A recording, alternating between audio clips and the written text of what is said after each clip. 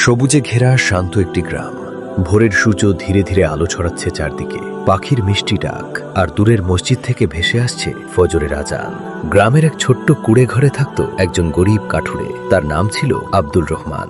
প্রতিদিনের মতো আজও ফজরের নামাজ শেষে সে আল্লাহর কাছে দোয়া করল, হে আল্লাহ, আজও যেন হালাল রিজিক উপার্জন করতে পারি। রহমানের ছোট্ট পরিবার ছিল, তার স্ত্রী আমিনা আর দুই সন্তান হাসান এবং মরিয়ম। অভাব ছিল, কিন্তু তাদের ঘরে ছিল শান্তি, কারণ তারা আল্লাহর উপর ভরসা করত। সকাল হতেই রহমান তার পুরনো কুঠার কাঁধে নিয়ে বেরিয়ে পড়ল গভীর জঙ্গলের দিকে, হালাল রিজিকের খোঁজে। গ্রামের মানুষ রহমানকে অনেক ভালোবাসত, কারণ সে সবসময় মানুষের উপকার করত। কখনো বৃদ্ধ মানুষকে সাহায্য করত, আবার কখনো অসুস্থ মানুষের পাশে দাঁড়াতো। কিন্তু সবাই রহমানকে ভালোবাসত না। গ্রামের কিছু ধনী মানুষ তাকে হিংসে করত। তারা ভাবত, একজন গরিব মানুষের এত সম্মান কেন? একদিন বাজারে রহমানকে অপমান করা হলো। ধনী লোকেরা তাকে নিয়ে হাসাহাসি করতে লাগলো, কিন্তু রহমান চুপ করে রইল, কারণ সে জানত রিজিক একমাত্র আল্লাহর হাতেই। পরদিন রহমান গভীর জঙ্গলে কাঠ কাটছিল।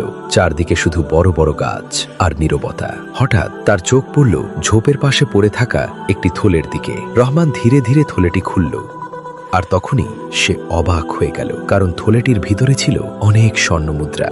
কিছুক্ষণ রহমান চুপ করে দাঁড়িয়ে রইল। তার চোখের সামনে ভেসে উঠল তার অভাবের সংসার, তার ক্ষুধার্ত সন্তানদের মুখ। সে চাইলে সব স্বর্ণ নিজের কাছে রেখে দিতে পারত, কিন্তু তার মন বলছিল, হারাম সম্পদে কখনো শান্তি নেই। রহমান থলেটি নিয়ে বাড়ি ফিরল। সব ঘটনা শুনে আমিনা কিছুক্ষণ নীরব রইল, তারপর ধীরে বলল, অল্প হালাল রিজিকেই বরকত আছে। সেই রাতে রহমান দুই হাত তুলে আল্লাহর কাছে দোয়া করল, হে আল্লাহ, আমাকে সব সময় সত্যের পথে রাখুন। পরদিন মাগরিবের নামাজের পরে মসজিদে ঘোষণা দেওয়া হলো, যার স্বর্ণমুদ্রার থলে হারিয়েছে সে যেন আব্দুল রহমানের সাথে যোগাযোগ করে। ঘোষণা শোনার পর এক বৃদ্ধ ব্যবসায়ী দৌড়ে চলে এলো। তার চোখে ছিল পানি, কারণ ওই থলেতেই ছিল তার জীবনের সব সঞ্চয়। রহমান হাসি মুখে থলেটি বৃদ্ধের হাতে ফিরিয়ে দিল। বৃদ্ধ আবেগে কেঁদে ফেলল। গ্রামের সবাই অবাক হয়ে তাকিয়ে রইল। যারা রহমানকে অপমান করেছিল তারা আজ মাথা নিচু করে দাঁড়িয়ে রইল, কারণ তারা বুঝতে পেরেছিল সততার সম্মান আল্লাহ নিজেই বাড়িয়ে দেন।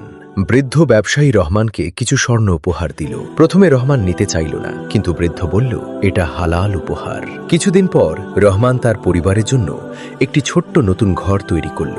তার সন্তানদের পড়াশোনার ব্যবস্থা করল, আর আগের মতোই মানুষের সাহায্য করতে থাকল। এক সন্ধ্যায় রহমান তার সন্তানদের পাশে বসে বলল, মনে রেখো, মানুষের আসল সম্পদ হলো সততা আর আল্লাহর ভয়।